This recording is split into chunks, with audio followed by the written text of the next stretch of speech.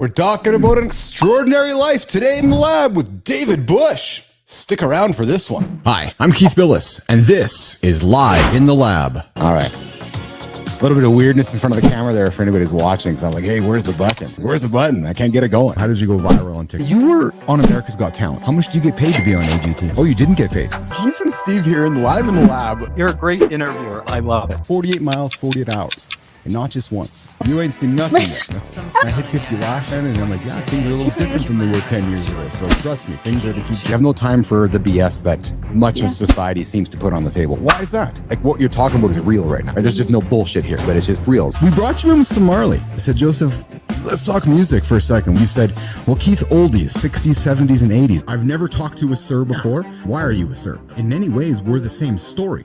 I came from nothing. You came from nothing. I think the old saying goes that if you want a trophy, you climb Everest. If you want respect, you climb K2. I've built an island myself, and it's pretty fascinating when you can have a conversation with yourself with your own knowledge. Have you done that before? Why are we rushing to make these tools if they're all they're going to do is hurt humanity? Does the world need an Oppenheimer moment with AI? What a fun show. What's going on, nation? Hey, we're back. What do you mean we're back? We haven't gone anywhere. We're always here. Monday to Monday, we're live in the lab. Noon Central Time. But you know what happened this weekend? Ooh,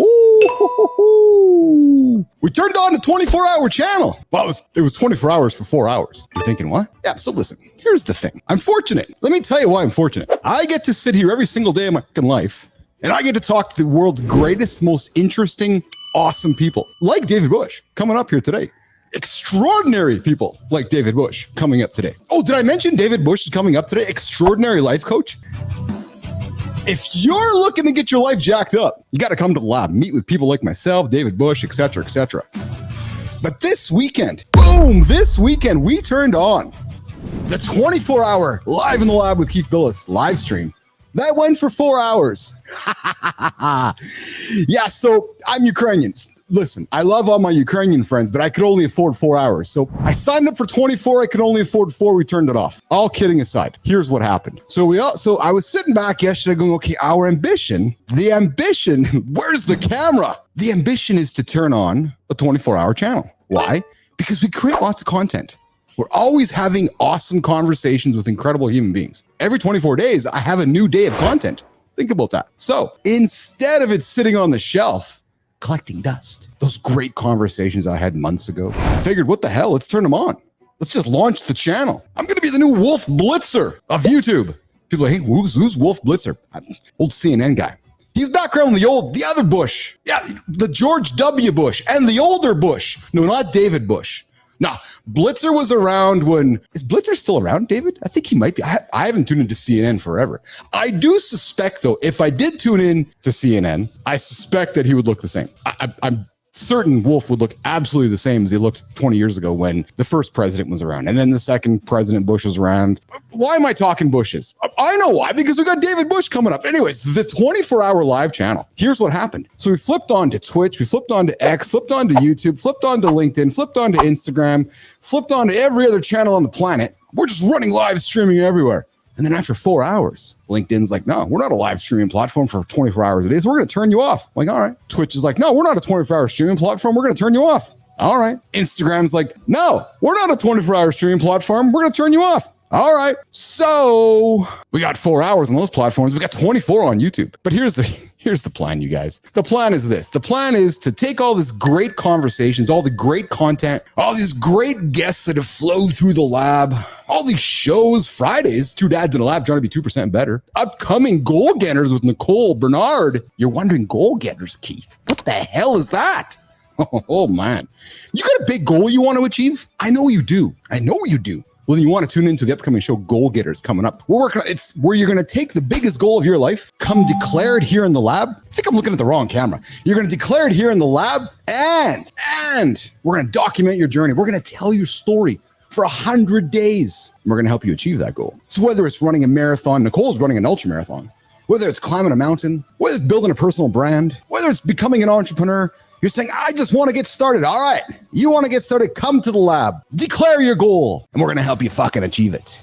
Yeah, you heard me. We're going to help you achieve your goal and get those extraordinary results you're looking for. So I'm a little amped up, as you can see. Got a little bit of energy this morning. I've been debating all damn morning whether I should share why I have all this energy. It's been tugging at my strings because I know that, we do a global show. People from all around the world are listening. Entrepreneurs from all around the world, athletes from all around the world, creators from all around the world are tuning in to Live in the Lab. I'll tell you something. Woke up this morning, 137 in Canada in the entrepreneurs. Last month we were 235. We are going up. I told you 2 months ago. I told you. We started in the clubs. It's like Taylor Swift, just like Drake. And then what did I tell you? I told you we were going to head to the concert hall. And then I told you we're going to go to the arena next and then to the stadium. And what did I do? I kept showing up. And what happened? The numbers keep going up. So if you want an accountability partner, if you want somebody to show up to help you get to your next accountable goal, we can call David Bush and get some extraordinary results. Or you can come knock on my door. Join the lab. We'll help you get to your goal. But I was telling you I was jacked up. And I know I got David patiently waiting for me. We're going to bring him in a few moments. But I just got to say one quick thing to my local ownership group of my hockey team. Man, just do the right thing. Don't threaten to leave. Don't open up the candy store and say you're going to close it if we don't buy the candy. That's not the way we do business, entrepreneurs. That's not the way we do business. I can't imagine what it's like owning a sports team. You're a private sports owner and you have thousands upon thousands of public shareholders. Think about that conflict. I can't imagine. But I will say this to my local beloved Winnipeg Jets. Connect with us. Do the right thing. Meet with us. Talk to us. Ask us what we want as your customers. Don't threaten us. I got so much more I have to say, but I'm not going to say it today. I'm going to bring in David Bush for an extraordinary conversation. He's been patiently waiting over there at the Bring Myself Down. Let's welcome in David Bush live into the lab. David? Keith, you are extraordinary, my friend. Excited to tune in and just hear the energy coming out of your soul today. You've obviously got some passion for what you're doing. You're ready to transform some lives and transform some businesses and transform some communities. And I love that you're passionate enough to speak to the audience that's listening about the power or the passion that you have for your local sports team. So super excited to get into it, my man. I appreciate that. So where are you joining us from today, my friend? God's country. Pella, Iowa. We call it God's country because only God knows where it's at. But I don't know if you saw the movie Field of Dreams, but in Iowa they call it heaven. So it's maybe not as powerful and not as big as Winnipeg, but we're probably just straight south of Winnipeg. I'm not sure exactly where Winnipeg is on the longitude and latitude, but I'm assuming that it's straight north of where we're at. So Pella, Iowa. South of Chicago, about 4.5 hours. Yeah. So I am a direct flight to Chicago, right from Winnipeg. So direct 2-hour flight to Chicago, and then I head down to see you in Iowa. That'd be spectacular. Yeah. So Iowa has a little bit of influence in the old political elections in the United States. Yeah, I participated in my first caucus, 51 years old and been in Iowa for almost 20 years and finally got the gumption with a little bit of prodding from my wife. And we went out and did the whole caucus thing. It's crazy. It's, America's a unique bird. And I didn't know how unique the whole caucus process was, but it was really fun to be able to be a part of that and kind of see how all that's taken place. And yeah, it should be an interesting year, to say the least. As a non-American, I'm here in Canada. It's fascinating to me as an outsider to watch your country and, watch the magnitude of all of your states. And everybody knows of, Nevada, California, New York. But then the influence that Iowa has on the election is extraordinary to me. It's absolutely extraordinary because every 4 years, all of the lights focus on Iowa. It's like, all right, what's going on in Iowa? Because we're going to predict the next president of the United States. It's true. Yeah. What is it? Crazy experience. I'm from California originally. So there you go. I came back to Iowa in 1995 and they've never told me I was free to leave, but it's been a wild ride. So how long have you been in Winnipeg? I'm born, raised, and bred Winnipegger. Spent a little bit of time in BC, doing a little bit of school during my lifetime, but Winnipeg has been my hometown. Anytime I've needed to, my past business, every time I did business, I jumped on the airplane and headed out of town. But yeah, I'm a proud Winnipegger. Love my town. So are you a fan of football at all? Do you like the Blue Bombers? I'm a fan of football, fan of Blue Bombers. Yeah, I see you are a Iowa Barnstormers legend, alumni. Yeah. It's had a little 10 seconds of fame there, but yeah, it's a fun connection. Chris Streveler, who's the quarterback, who just won the Grey Cup a couple years ago. So Chris went to the same college as I did, University of South Dakota. Okay. And he's actually a quarterback coach, and he actually coaches my son. And we're going out there in March to spend some time with him before he comes back for the next season. He just re-signed with the Blue Bombers, so Yeah, he did. Yeah. It's exciting to see the connection there. So there's absolutely connection. That's quite fascinating to me. So let's keep let's keep getting the audience to care about David. So you are an extraordinary results coaching. You know, you're a life. You know, you're a performance coach. You have specialties in personal growth, entrepreneurship, health and wellness, life balance, achieving extraordinary results. You're a former All-American collegiate athlete turned entrepreneur. Love having athletes through the lab. Spent time in the Arena Football League. You spent time in 2 World Championship games.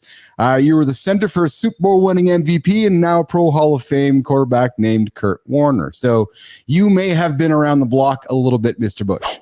Yeah, it's I like to make the joke that had it not been for me hiking that ball to him and the Arena Football League, he never would have been in the NFL or in the Hall of Fame. But he's another great guy and been a great influence on my son. And it's just the kind of kid or kind of guy that you'd want your son to wear his jersey. You know, there's not a lot of guys in professional NFL that I'd like to have my son putting their name on his back. But Warner and Strevler would be 2 of them that I would absolutely love for him to emulate as far as work ethic and commitment and values and all those things. So it says a lot to me. You know, I've had a number of guests here that started their life chasing athletics. You chased athletics for 4 years, played pro, and then hung up the cleats and decided you're going to go into mortgage banking.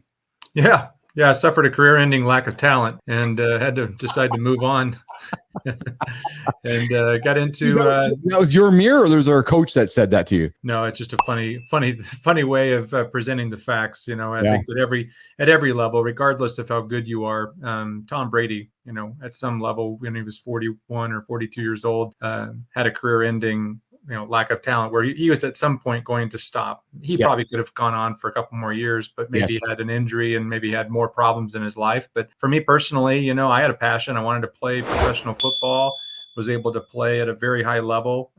But, you know, competitive football is extremely competitive. And if you're not getting paid to sacrifice your body like the way that they are in the NFL or even the Canadian Football League, you know, you have a choice to make. So I decided that I could go out there and be a lot more successful as a salesperson and future entrepreneur and motivational speaker coach. That was one of the things that I didn't really know if I was going to be an extraordinary results coach. I thought I was going to be more of a motivational speaker or a business owner. And it just so happened that coaching became something I became very passionate about. I like to say we live in a farming community, and I kind of consider myself to be a people farmer, you know, help people to grow, you know, help them to grow healthier, wealthier, and wiser. And that's been something that if I hadn't gone through the pain and the sacrifice of going after my dream and chasing down this idea of playing professional football, I wouldn't have learned the lessons that I'm able to now share that go directly with pursuing the career of your dreams, pursuing your calling, chasing a big mountaintop, like, you know, the ideas of climbing mountains. I know you're passionate about climbing and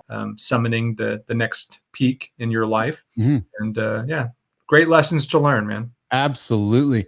But David, when did the light go on for you though? Was it I'm a big fan of the moment behind the moment. Like was there something leading up to the realization you weren't talented enough anymore? Was there an epiphany? Was there a girl? What was the moment that you looked in the mirror? Maybe you looked in your bank account and you're like, I'm sore and I'm not getting paid enough to be so sore. I think that the benefits of the mountaintop began to change. You know, when I was a young kid, you know, I grew up big kid. I graduated high school, 327 pounds, you know, so was always recognized for being bigger, faster, stronger than most of the other kids in my community. And my family looked up to the idea that I would be a professional football player one day, just because I brought talents and skills that, you know, many of my other friends didn't have. It was natural, but it was also something I worked hard at. And as I, you know, dreamt of playing professional football, I had a lot of passion around doing things, making sacrifices and going after my dreams. But once I got to the point where I was competing on a day in, day out basis, and I started to see that my gifting and talents and skills were not as good as a lot of other people. And, you know, I just got to the point where I felt like I had accomplished what I set out to accomplish. And, you know, there's a lot of things in professional sports that are out of your control.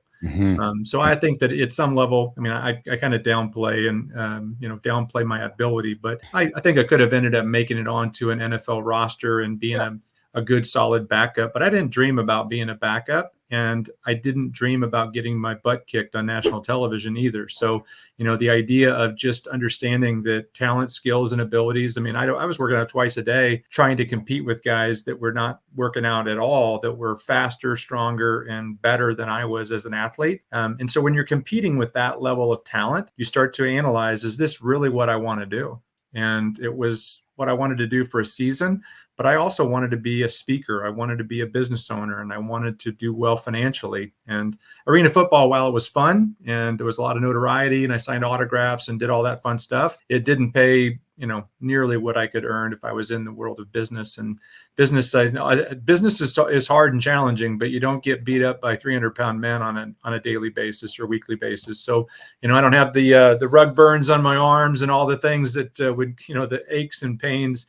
Nothing but a bleeding heart, I guess, of walking away from a sport that you love to play. But, I think that the magic or the moment behind the moment was just simply seeing the opportunities and the other peaks that I could go out there and have a much better chance of being in control of ascending or summiting versus allowing somebody else like a coach or a team owner tell me whether or not I was good enough. I mean, there's nobody telling you right now that you can't. Well, even if they told you that you couldn't be successful as a podcaster, you'd say, it's crazy. No, I know I can. I will do it. And I am doing it. And nothing will stop you from doing it. That's not yourself, right? Yes. I mean, the only person that's going to stop you is yourself. Whereas in a professional sports, you have to be given a stage by somebody. You have to earn the approval of somebody, which, there's a small number of people that control the chess pieces. So if they don't necessarily like you to play, you don't get a chance to summit the peak. And I just didn't like that environment. And so I went to a place that I could have more control. It's a fascinating way to look at it, David, because it's not only somebody's choice, it's really somebody's opinion too, right? So in the NFL, there's how many teams in the NFL? 30? 30. Yeah, I think maybe there's a franchise too, but I think that there's 30. Ballpark. So whatever it is, 30, 32. So 32 decision makers and then 32 different opinions. So while one guy says you're shitty, one guy's like, no, I like you. I think you're pretty good. And then you have to decide yourself whether you believe the guy that thinks you're shitty or you got to believe the guy that thinks you're good. If you're going to believe the guy that thinks you're shitty, you got to try to prove him wrong. And if you're trying to work with the guy who thinks you're good, you got to keep supporting the fact that he thinks you're good. I can imagine waking up every single day trying to prove that, basically, right? Yeah, it's just like the corporate world, right? I mean, corporate world is, where you basically are on a ladder and there's somebody at the top of the ladder that gets to decide, whether or not you get to climb up another rung, or you can go out there and try to climb a new ladder. And in the corporate world, you have lots of options, right? Yes. There's lots of different companies and businesses. But like you said, you take in the NFL, the World Football League that used to be, or now it's called XFL. And then Canadian Football League and Arena Football League. And you have less than 100 options to play, probably less than 70 options. And I've got some really cool stories about some coaches that told me that I wasn't good enough that ended up competing against me, and we beat them every single time we played them. So it's kind of some poetic justice that you can end up overriding what other people's opinions are of you, and so many great lessons that have been learned through that process. I'm fascinating. Then you ended up down the journey as a mortgage banker, and I want to jest and have some fun with you, David. Go right ahead. But I always use the word fascinating to me here in this lab because for some reason, athletes wake up when they're transitioning from sports and they either become a financial advisor, mortgage broker, real estate person, and rinse and repeat, an entrepreneur along the way. And it's I don't know why that is. Why? Because I guess it's independent, yet it's part of a team. It's a little bit of everything, right? What are your thoughts on that? Well, I think that one of them is the undertow of the fact that those industries actually cater to that audience. They're actually recruiting people into that audience. And oftentimes, the one thing about athletes is that they're used to working with a coach. So they're, coachable, and they're oftentimes very attractive to people that have a coaching culture or coaching environment. They're also in a position where they work well with a team, and they oftentimes desire to be part of a team. So companies and industries that have a teamwork makes the dream work mentality, they oftentimes, create that connection. And then just the fact that there's a reward mechanism, right? Because when you walk away from the game of sports, is that there's no longer the thrill of, that butterfly feeling when you get out there in the field, that and you're just at a point where you're just feeling sick to your stomach because there's a lot of fear and tension and all this stuff going on. There's not really a place to replace that. And then there's that feeling of, exuberance that you actually overcome the fear and you actually do the thing or you win the game. That's hard to replace in normal life. Whereas in the world of sales or in the world of business and being an entrepreneur, you have those feelings. And so you can come back and cultivate the entrepreneur life different than being on a team, because you're oftentimes individual, alone, a lot of lonely nights of doing things. I like to say entrepreneurs only work half day, pick any 12 hours you choose. You can basically go out there and do your own things. And a lot of athletes will pursue that because they understand the hill of sacrifice, which I don't know if you're familiar about that, the visual of it, but the hill is at the very top of the hill is a high level of fear and a high level of pain and sacrifice. And where a lot of people, they try to climb that hill, but they never actually see what's on the other side. And they oftentimes don't have people that they're working with as a coach to help them to break through. So they never actually see what's on the other side of the mountain, which is their goal, their dream, their big audacious goal that you talked about. And that's why they, people that work with people like us, they actually get a chance to improve their chances of seeing what's on the other side of Fear Mountain, is because they have somebody on the other side that's telling them about it and helping them to visualize it and helping them to see the benefits of continuing to sacrifice and continuing to go above and beyond what's usual, regular, and customary, which is the definition of extraordinary, so that they actually create breakthroughs. And when you have a professional athlete or a collegiate athlete that's put in the work and the sacrifices to see what's on the other side of that fear mountain, they oftentimes have that confidence and competence to do it in any industry. And mortgage, real estate, insurance, financial advising, all of those are very rewarding industries for people that go over the fear mountain, that reach the summit. And so anyway, so that was, I only had one math class in college. I had no real competency in the area of financial advice, but the mortgage industry was rather simple and I was willing to learn. So I mean, when you started putting dollar signs in front of the math, I became a lot more interested than just doing, trigonometry or geometry or calculus. So became a student of the game and did it extremely well, did it for 10 years. And then once I got it to the point where I had built a very successful career, I started thinking about, taking the stage and following my next dream and building that, portfolio to go out there and speak to audiences, and made the jump and committed career suicide. Walked away from a awesome income, very secure business, and basically went back and started over again, building a speaking and coaching business, and been doing that for 20 years. So it's been wild ride.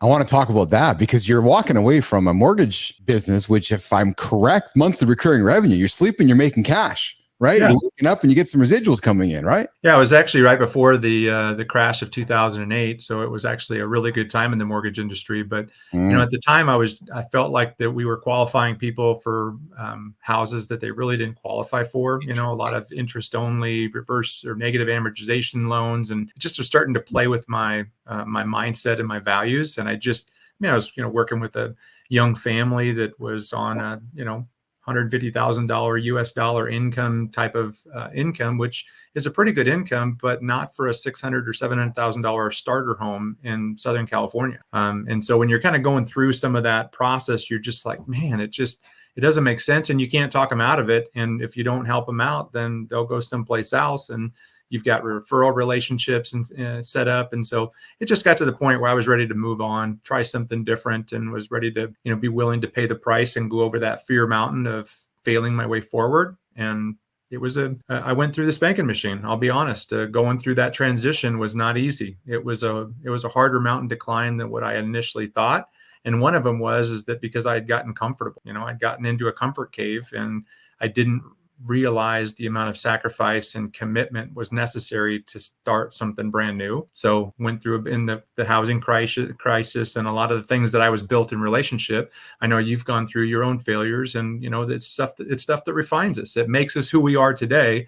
But a friend of mine once said, I wouldn't want to, I wouldn't trade it for anything, but I wouldn't want to repeat it for a plum nickel. Like, wow, isn't that true? And you know what? I'm going to offer you something that I learned in the lab here 2 weeks ago. I'm so fortunate that I get to meet with incredible people like yourself every single day. And I used the word failure a couple weeks ago, and somebody stopped me and said, no. I was like, oh, no, I'm going to replace your F word with another one. I was like, okay. He's like, feedback. I'm like, ooh, I took it. So now I never fail. I just get feedback. I love it because now I'm living a life of never failing. I'm always getting feedback and improving and learning. It took me up until 51 and 360 some odd days because I'm turning 52 on Friday, but it took me a long time in life to recognize that failure doesn't exist. It's all about feedback. So I'm going to encourage you, my friend, to think the same way, to erase that word from your vocabulary, and then teach your customers and members and family members that failure doesn't exist. It's just nothing but feedback so we can learn. Good point. Yeah, I like to say that failure is not the opposite of success. It's the bridge to it. Yeah. And so, going through, and how you reframe it, that's a great word to use, feedback. And I've heard that from others as well, is to process it differently and to perceive it differently.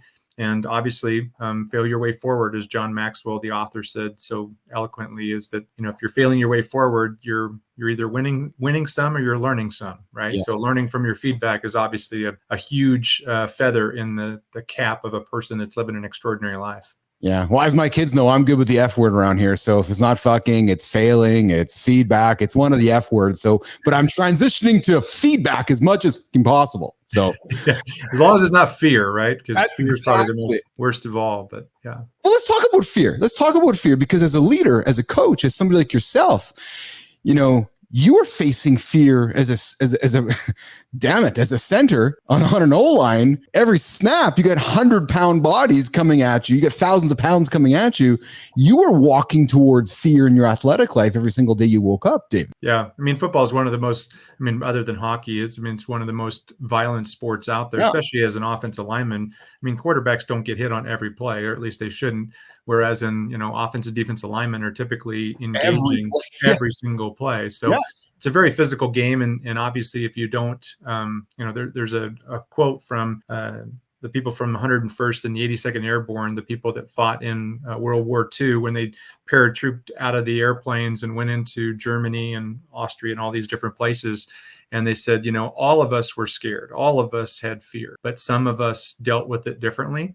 And so they said, describe courage. And that is that you're scared, but you go anyway. And that's what I would look at from any time I've overcome fear in my life. It's not because I didn't have it, is that I just chose to see it differently. Mm-hmm. And I saw, what was on the other side. My why was far greater than the try, or my why was far greater than my fear. And, as Abraham Lincoln said, 16th president of the United States, there's nothing to fear but fear itself. Right. So if we end up overcoming that fear, what's his name? Zig Ziglar has this great acronym that says false evidence appearing real. Yes. And so I like to look at false evidence as being something where anything that's going through my head, the story that I'm telling myself, I'm asking the question, is it true? Is there any evidence that says that it's false? Because if it's true, then it's real fear. It's not like people say, well, there's no such thing as fear. No, there's real fear. You have a lion, saber-toothed tiger back in the day. There was a lot of different things to be scared of. If you got somebody with a gun to your head, there's something that you can literally fear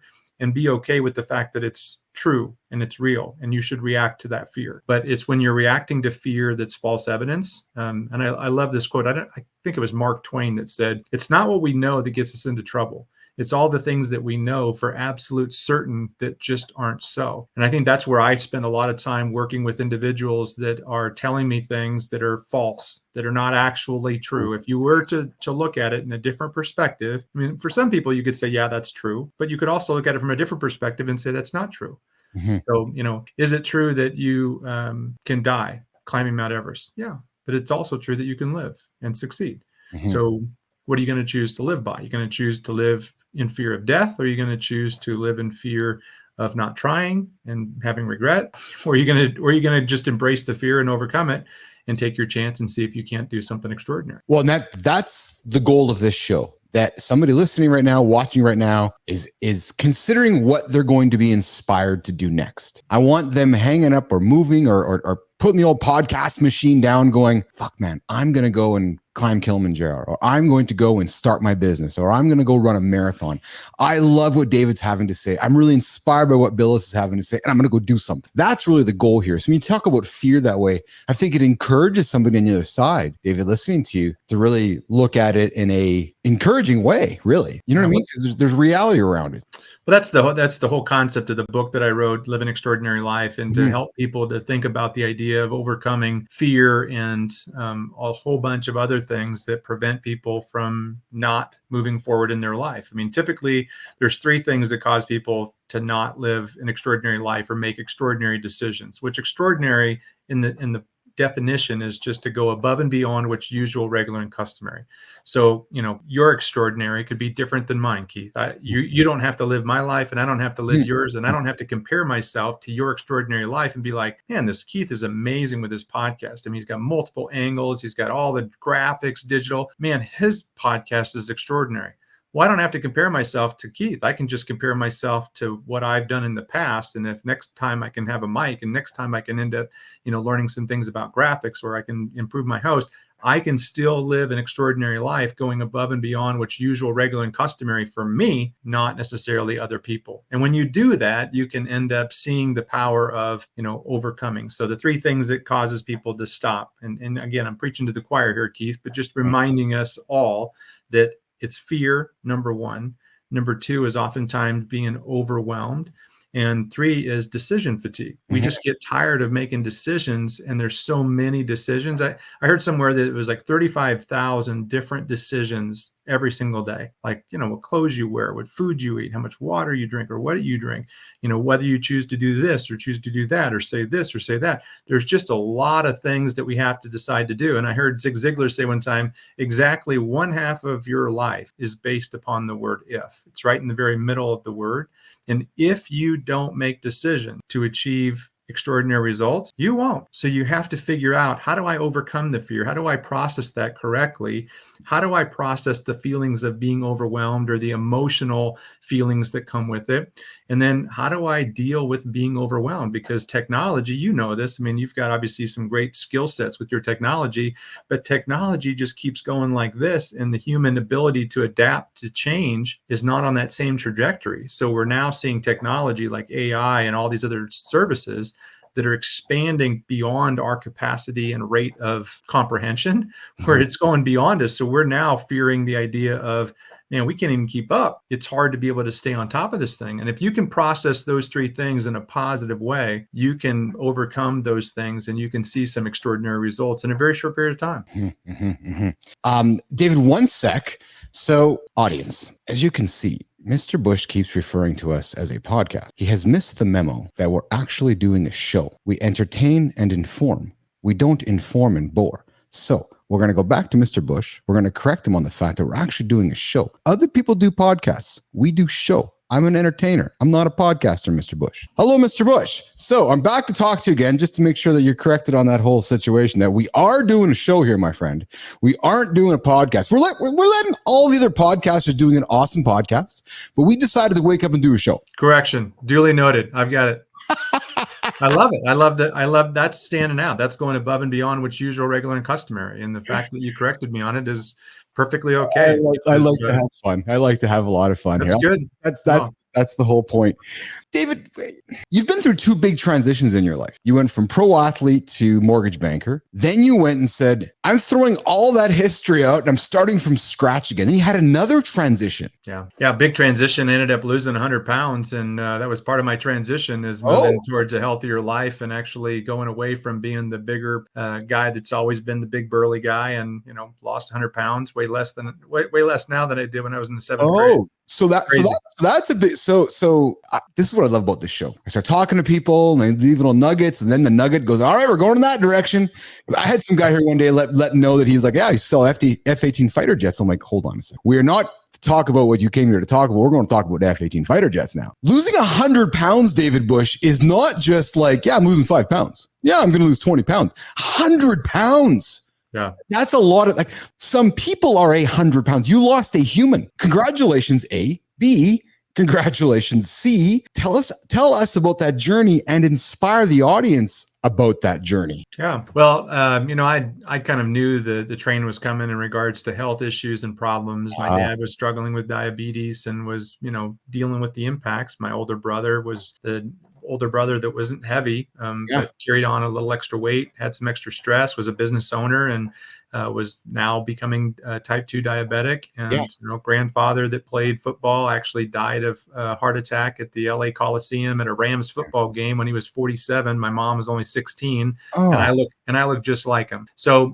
with three beautiful kids and a wife and a whole bunch of others that are depending on me, I finally got to the point of being sick and tired of being sick and tired. Had a little health scare with my back. Had 2 back surgeries in 2007. So one of the reasons of why I wanted to go pursue this idea of living an extraordinary life is because the stress in the job and all of the stuff that was going on just wasn't helping me to make healthy choices. And so, I prioritized what mattered most to me, and I was willing to go through the sacrifices. And so, made a decision. And there's only one thing that stops us from doing what it is that we really want to do, and that's a decision. And when you decide to do something, and if you look at the word decide, it ends in IDE, similar to homicide, pesticide, herbicide, which means to kill off that other option or to kill off that older version.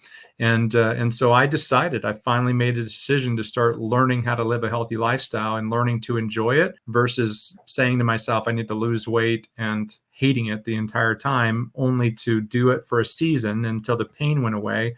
And then, gaining the weight back. But 15 years ago, I went through a health and lifestyle coaching program, ended up losing 100 pounds. And it was while I was in that process where I was going through a bit of the spanking machine of the financial crisis of 2008. A lot of people that I had, acquired as clients and speaking events, a lot of those companies went out of business. And so health was something that was extremely important to me. And it was just an opportunity for me to go through another fear hill that I overcame and had a chance to overcome it, and then started inspiring other people to do the same thing as a part of the coaching business that I ran.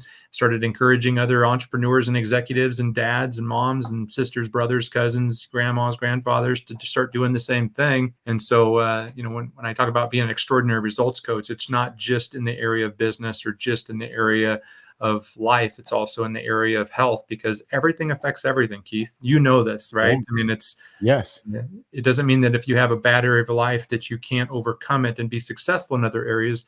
It's just that everything affects everything over time. So if you're unhealthy physically, but you're crushing it in your career or crushing it inside of your finances, that will come to a change. You will go back and typically give up your wealth to gain your health. And then there's times when people give up their health to gain their wealth. And everything affects everything. That's an extraordinary story. That to me is the highlight of our conversation. How inspiring are you? Because I've lost weight before. I've known a lot of people that have tried to lose weight. The process you as a human being went through, David, to arrive at that, like you just don't wake up one day, I'm losing 100 pounds. Like that just doesn't happen that way. So the journey you had to get there, the journey you had to then make the decision, then the journey you had then to get rid of the weight. Like that's a massive process where you wake up one day going, okay, I've lost 100 pounds. I'm now a new person. I started that journey months, maybe years ago. That's extraordinary, David. I now know why you're an extraordinary human being. And I'll tell you something too about you that I'm really excited about. And I give you props for. I spent some time on your website. You don't emphasize that part of your story. And that to a lot of people would be through imagery and so forth, would emphasize the fact that they lost a human being. And now this was part of my journey. Do you follow what I'm saying? Yeah. I congratulate you for that. That's good for you, man. Like just good, like the message you show your kids, the message you show others. I see now why you're a life coach, an extraordinary coach, because you can now stand on stage in front of everybody and say, here's what I was, here's the journey that I was a part of, and here's what I am now. People like to see before and after. Let's face it. Right. They do. Yeah. And I like to tell people it was a process, not an event, just like anything. Yes. It's like if you want to live an extraordinary life, you don't just do it in 30 days or less. And you don't just decide to do it one day, because it only works if you continue to do it day in and day out. And so I didn't decide to lose 100 pounds, and all of a sudden I just didn't want to be where I was. So, I started off with the idea that said, I think I could lose 20 pounds and that would end up changing things significantly for me. And, I didn't know what I didn't know. A lot of the things that I knew weren't so. And so I had to go through some of that cleaning out of the mental refrigerator, because there was some stuff that was in my head that stunk. And, if you ever had to clean your refrigerator and there's something that's stinky and moldy in there and it's causing a whole bunch of stank, you got to get in there and clean it out. And so for those of you that are watching this show or listening to this show, and you have something that's stanky that's going on in your life, you got to deal with it. You got to get rid of it. And putting a bunch of new, fresh stuff in there is not going to solve the problem of the stank that's going on inside. You got to get rid of the stank. And so whatever that stank is for you, whether it's some thoughts about yourself, maybe it's a lack of self-confidence, lack of self-worth, maybe there's this emotional eating challenge that you have, or maybe there's this negativity that you have about eating that says, I'd really love to get healthy, but I don't want to give up, I don't want to stop, I don't have time to, tell me all the reasons of why you can do it. Don't tell me all the reasons why you can't do it. Tell me what you can do, not what you can't do. Because all you can do, Keith, is all you can do. So tell me all you can do, and let's just focus on doing all you can do. And let's just keep on habit stacking, adding a little bit more each and every day. And in a year, your life can be transformed like it was for me. In 15 years, you can end up sustaining the change versus being like the 95% of people that go on a diet that gain their weight back within 5 years of losing it. Mm-hmm. That's not extraordinary for the good side, right? Mm-hmm. How did you land on extraordinary? My whole career, everything that I did in football was not because of my opulent talent, wealth, privilege, and all the other stuff. It was because of my work ethic. I was willing to do things that other people weren't willing to do. And the same thing went for the mortgage business. The same thing went for coaching. The same thing that went for speaking. And so I just, and I just thought it would be kind of a good mission and vision for the future is that if every day I was thinking about going a little bit above and beyond what was usual, regular, and customary, I would continue to get better each and every year. And incrementally, I could be significantly more successful and significant in the next 5, 10, 15, or 50 years. And I also know that people do what people do. So, if I go out there and I do extraordinary things, and you go out there and you do extraordinary things, our friends, family members, viewers of your show, they're going to see you doing it. And they're going to go, well, if Keith can do it, then I can do it. And if Keith did this, or if David lost 100 pounds, I don't need to lose 100 pounds, but I could lose 10 if David could lose 100. So what can I do?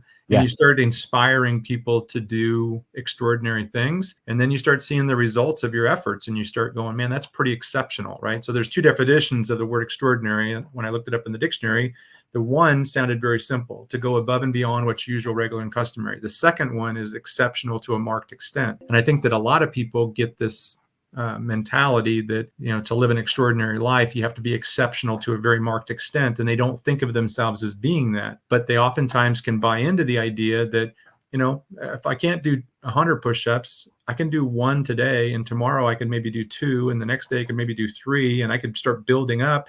And over time, you could do 100.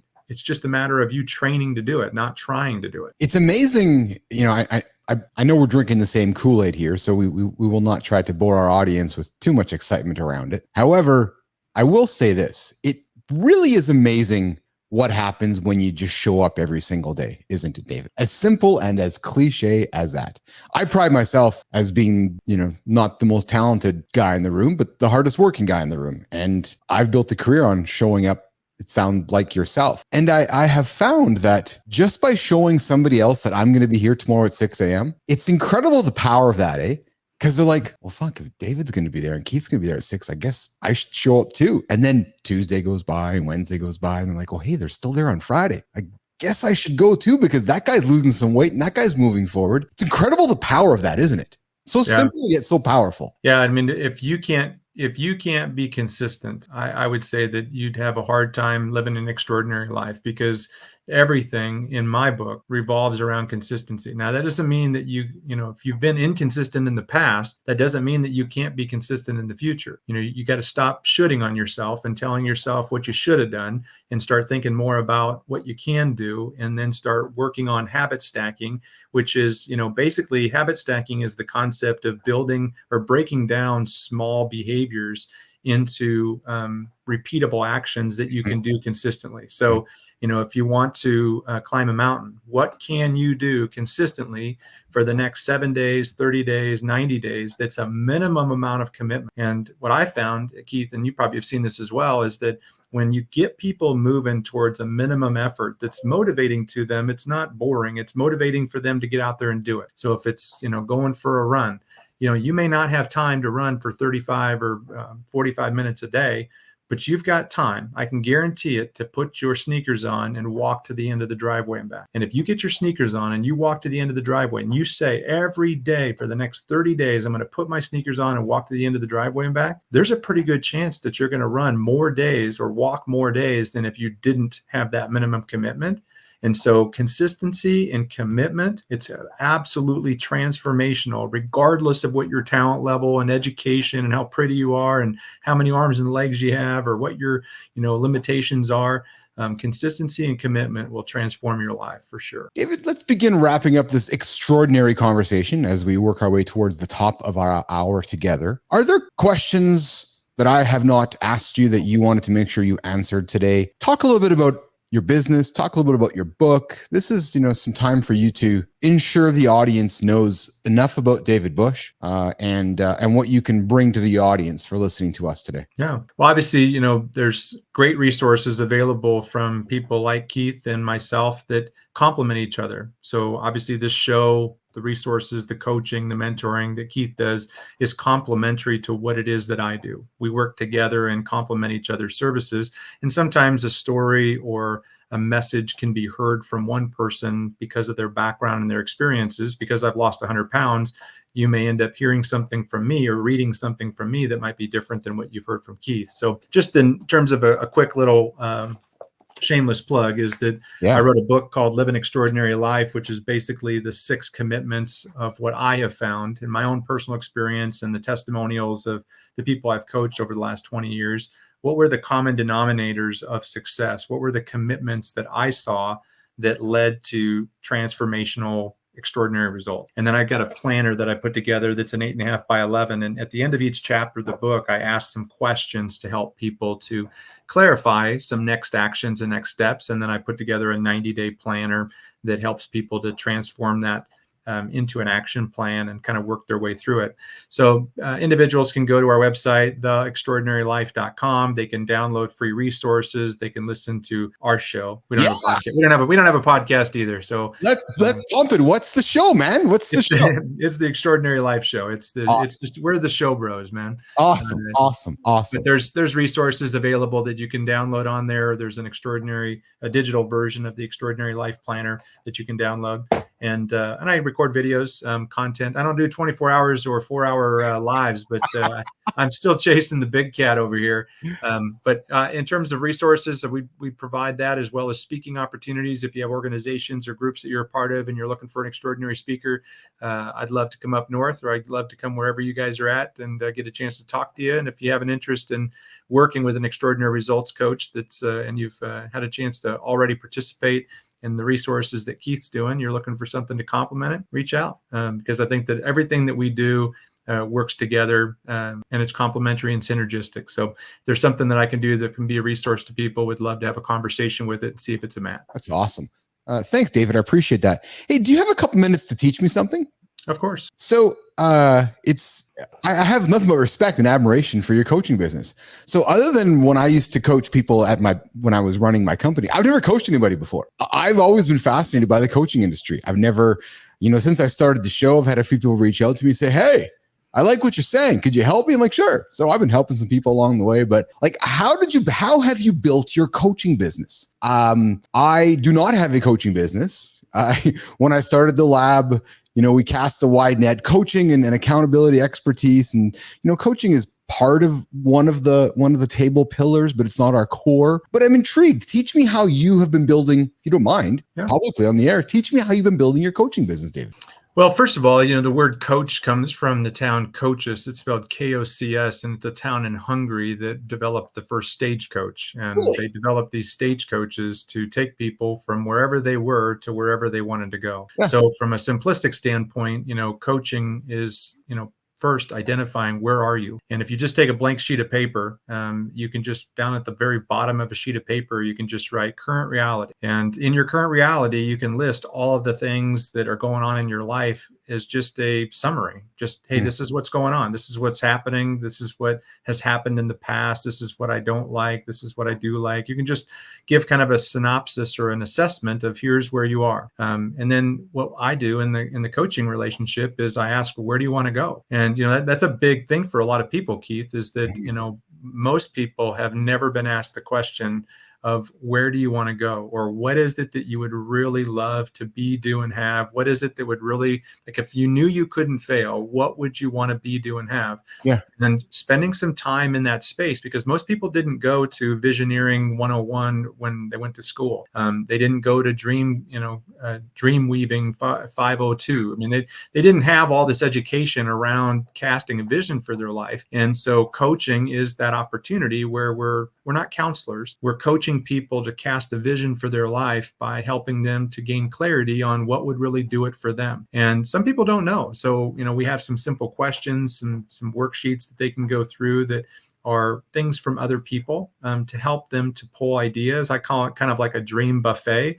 Is that, Keith has this plate, and Keith brings this plate to the dream buffet, and he pulls ideas from it. So, I know that, mountain climbing might be something that you're passionate about. So you might think about the 7 peaks, or you might think about the things that are important to you around becoming a better climber. Or you may think about the idea of, Dave, I'd like to have an impact on 10 million people with my show. That could be your dream. Okay, well, now we know what you want, what's important to you.